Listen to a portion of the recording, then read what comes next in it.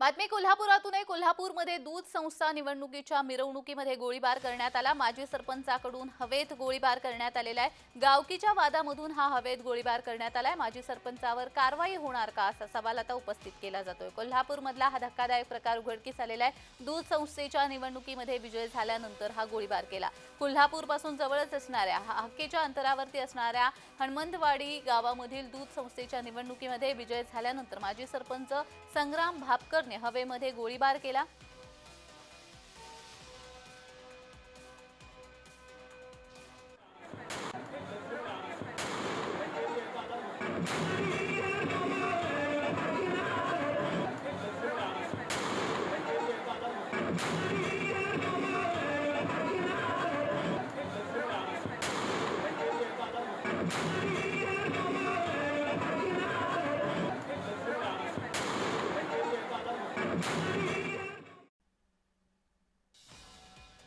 हवेमध्ये गोळीबार उत्साहाच्या भरात या माजी सरपंचाने केलेला आहे। या संदर्भात अधिक माहिती देण्यासाठी आमचे प्रतिनिधी अमरसिंह पाटील आपल्या सोबत जोडले गेलेले आहेत। अमर, उत्साहाच्या भरात या माजी सरपंचाने हवेमध्ये गोळीबार केला, याच्यावरती कारवाई होणार आहे का?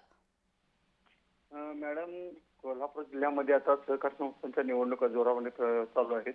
त्याचबरोबर सहकार संस्थेमध्ये आणि गावातील वर्चस्व दाखवण्यासाठी प्रत्येकाचं धडपड असते।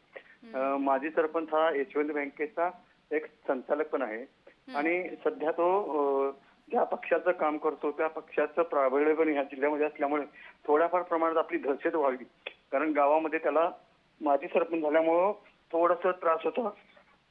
या सोसायटीच्या निवडणुकीमध्ये विजयी झाल्यानंतर त्यानं गोळीबार जो प्रकारे केला त्या प्रकारे त्यानं दहशत मारण्याचा प्रयत्न केला। मॅडम, जी, धन्यवाद अमर दिलेल्या सविस्तर माहितीसाठी।